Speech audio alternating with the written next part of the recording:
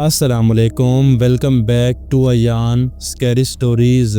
मेरा नाम है आयान और मैं आप लोगों की भेजी गई स्टोरीज़ को नारेट करता हूँ। अगर आपके पास भी कोई हॉरर स्टोरीज़ है तो डिस्क्रिप्शन में दिए गए नंबर पर आप मुझे भेज सकते हैं।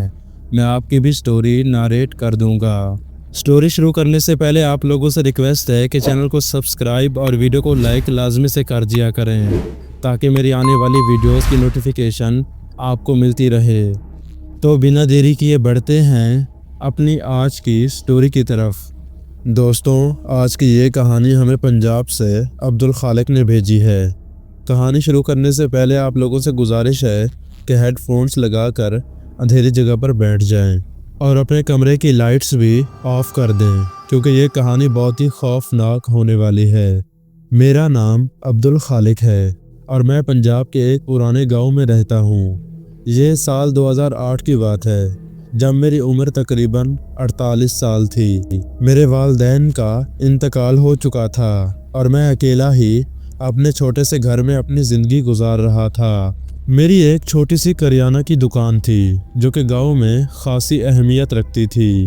दुकान बड़ी तो नहीं थी लेकिन गांव के लोग यहाँ से अपनी ज़रूरियात की हर चीज़ खरीदते थे, जैसे कोई खाने पीने का सामान, चाय, मसाले और दवाएं वगैरह। मैं अक्सर रात को दुकान देर तक खोले रखता क्योंकि उस गांव में कोई भी ऐसी दुकान नहीं थी जो कि रात देर तक खुली रहती हो और अक्सर लोग भी रात को ही दुकान पर आते। यूँ वक्त भी कट जाता और थोड़ा बहुत कारोबार भी चलता रहता। एक सर्द रात की बात है जब हवा में खुनकी ज़्यादा थी और रात के 12 बज चुके थे। मैं दुकान बंद करने का सोच रहा था क्योंकि आज कोई ख़ास ग्राहक नहीं आए थे। फिर जैसे ही मैंने दुकान बंद करने के लिए अपना हाथ बढ़ाया तो दरवाजे से एक बुजुर्ग शख्स अंदर दाखिल हुआ। उसकी चाल में एक अजीब सी थकन और बोझलपन था और वो आहिस्ता आहिस्ता चलता हुआ मेरे काउंटर तक आया। मैंने मुस्कुराते हुए पूछा कि बाबा जी क्या चाहिए। वो बुजुर्ग कुछ लम्हे खामोशी से मुझे देखता रहा, फिर मध्यम सी आवाज़ में बोला, बुखार की दवा चाहिए।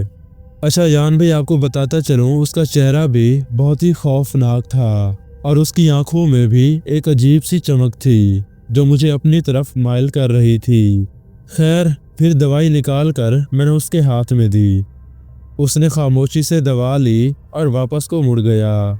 मगर जैसे ही वो दरवाजे से बाहर निकला मेरे दिल में एक अजीब सी बेचैनी होने लगी। कुछ था उसके चेहरे पर, उसकी आंखों की चमक ने मुझे बेचैन कर दिया था। मुझे यूं महसूस हुआ जैसे वो कुछ न कुछ छुपा रहा हो, शायद कोई ऐसा राज जिसका मुझे इल्म नहीं। खैर, फिर जैसे ही वो शख्स दुकान से निकला तो मेरे जहन में अजीबोगरीब ख्यालात आने लगे और मैं सोचने लगा कि आखिर ये शख्स कौन है। मैंने पहले तो इसे कभी भी इस गाँव में नहीं देखा। खैर, फिर मैंने भी जल्दी से दुकान बंद की और उसके पीछे चलने लगा। बाहर काफ़ी अंधेरा था और सर्दी भी अपने अरूज पर थी। हवा की सरसराहट और दरख्तों के पत्तों की आवाज़ माहौल को और भी खौफनाक बना रही थी। मैंने देखा कि वो बुजुर्ग एक वीरान रास्ते पर चल रहा था जो गांव के पीछे मौजूद पुराने दरख्तों की झुंड की तरफ जा रहा था। मैंने अपने कदम तेज़ कर लिए और उसके पीछे पीछे चलने लगा। कुछ देर चलने के बाद वो शख्स एक पुरानी और बोसीदा झोपड़ी के पास जाकर रुक गया। वो झोपड़ी दरख्तों के बीचों बीच में थी और उस पर वक्त के आसार भी साफ नजर आ रहे थे। झोपड़ी के इर्द गिर्द सूखे हुए दरख्त माहौल को और भी पुरस्कार बना रहे थे। फिर देखते ही देखते वो बुजुर्ग उस झोपड़ी के अंदर दाखिल हो गया। मेरा दिल जोर जोर से धड़कने लगा था। न जाने क्या था जो मुझे बार बार बेचैन किए जा रहा था। मैंने झोपड़ी के दरवाजे के करीब जाकर कान लगा दिया कि शायद कुछ सुन सकूं, लेकिन अंदर बिल्कुल ही खामोशी थी। फिर मैंने हिम्मत करके आहिस्ता आहिस्ता दरवाजे से अंदर देखा तो अंदर का मंजर देखकर मेरे पैरों तले ज़मीन निकल गई। झोपड़ी के अंदर एक कोने में एक पुरानी चिराग जल रही थी और उसकी हल्की हल्की रोशनी में मुझे वो बुजुर्ग एक लकड़ी के संदूक के पास बैठा हुआ नजर आया। वो संदूक को ऐसे देख रहा था कि जैसे उसमें कोई ख़ास चीज़ छुपी हो। لیکن جو بات سب سے زیادہ خوفناک تھی وہ یہ کہ جیسے ہی میں نے اندر قدم رکھا وہ بزرگ میری طرف دیکھ کر مسکرانے لگا۔ اس کی مسکراہٹ میں ایک عجیب سا خوف اور دہشت تھی۔ پھر اس نے بہت ہی پراسرار اور خوفناک لہجے میں کہا کہ تمہیں یہاں پر نہیں آنا چاہیے تھا۔ اس کی یہ بات سنتے ہی میری تو جیسے جان ہی نکل گئی۔ میں نے پیچھے مڑ کر بھاگنے کی کوشش کی لیکن میرے پاؤں جیسے زمین سے چپک گئے تھے۔ پھر اسی لمحے چراغ کی روشنی اچانک مدھم ہونے لگی اور اس جھوپڑی میں اندھیرا پھیلنے لگا۔ اس بزرگ کی آنکھیں ایک چمکتے ہوئے شعلے کی مانند نظر آ رہی تھیں۔ مجھے یوں محسوس ہوا کہ جیسے میں کسی اور ہی دنیا میں ہوں۔ اور پھر وہ بزرگ آہستہ آہستہ اٹھا اور میری طرف بڑھنے لگا۔ میرے قدم پیچھے ہٹنے لگے اور میں خوف کے مارے لرز رہا تھا۔ وہ میرے قریب آیا اور اپنے کانپتے ہوئے ہاتھوں کو میرے کندھے پر رکھا۔ اس کے ہاتھ کی سردی میرے جسم میں سرایت کرنے لگی۔ پھر اس نے دھیرے سے کہا کہ یہ جھونپڑی اور یہ صندوق اس رات کے راز کو چھپائے ہوئے ہیں۔ اگر تم اسے جاننا چاہتے ہو تو تیار ہو جاؤ۔ ایان بھائی، اس کے بعد جو میں نے منظر دیکھا وہ میری زندگی کا سب سے خوفناک تجربہ تھا۔ اس جھونپڑی کے اندر اچانک ہوا کے جھونکے چلنے لگے جیسے کوئی طوفان آ گیا ہو، اور اس صندوق سے بھی عجیب سی آوازیں آنا شروع ہو گئی۔ صندوق سے نکلتی آوازیں بہت ہی خوفناک تھیں، جنہیں سن کر میرے جسم میں ایک خوف کی لہر دوڑ گئی اور مجھے ایسا لگ رہا تھا کہ جیسے آج میری زندگی کا آخری دن ہے۔ پھر بزرگ نے اپنے ہاتھ میرے کندھے سے ہٹائے اور آہستہ آہستہ صندوق کا ڈھکن اٹھایا۔ صندوق کا ڈھکن کھولتے ہی ایک سرد ہوا کا جھونکا آیا اور جھونپڑی کا درجہ حرارت مزید نیچے گر گیا۔ مجھے یوں محسوس ہونے لگا کہ جیسے اس صندوق میں کوئی آسیب یا پھر کوئی جنات قید ہیں۔ پھر جیسے ہی میں نے اس صندوق کے اندر جھانکا تو میری سانسیں رک سی گئی۔ اس صندوق کے اندر کچھ چھوٹی چھوٹی انسانی ہڈیوں کے ٹکڑے اور چند خون سے لپٹے کاغذات تھے، اور ان پر کچھ عجیب و غریب نشان اور تحریریں بنی ہوئی تھی جو میں نہیں پڑھ پا رہا تھا۔ ابھی میری نظر ان کاغذات پر ہی تھی کہ اچانک ان ہڈیوں میں حرکت ہونے لگی اور میں نے لرزتے ہوئے قدموں سے پیچھے ہٹنے کی کوشش کی۔ بزرگ کی آواز دوبارہ سنائی دی کہ یہ ان لوگوں کی نشانیاں ہیں جو کبھی اس گاؤں میں آباد تھے، لیکن ایک رات سب غائب ہو گئے۔ ان کی نشانیاں بس اس صندوق میں ہی باقی ہیں۔ میرا دل دہلنے لگا۔ میں نے لرزتی ہوئی آواز میں پوچھا کہ یہ سب کیا ہے؟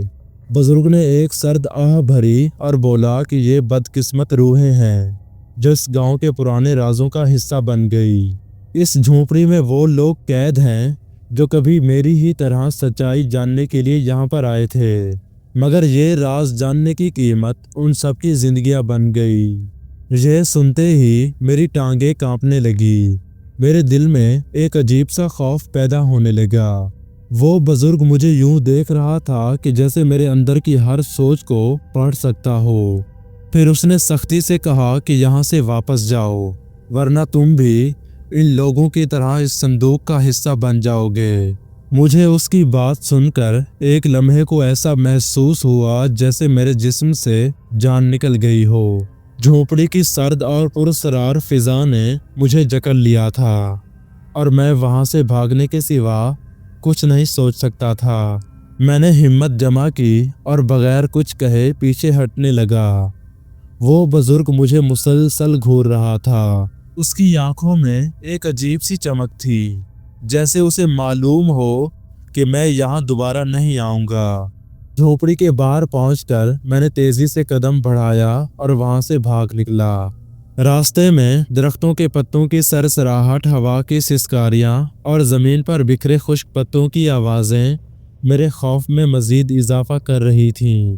کافی دیر بھاگنے کے بعد جب میں نے پیچھے دیکھا تو دور دور تک مجھے کوئی بھی نظر نہیں آ رہا تھا۔ جب میں اپنے گھر پہنچا تو میری سانسیں پھولی ہوئی تھیں اور دل کی دھڑکن بے قابو تھی۔ میں نے فوراً دروازہ بند کیا اور بستر پر بیٹھ گیا۔ مجھے اس رات نیند نہیں آئی۔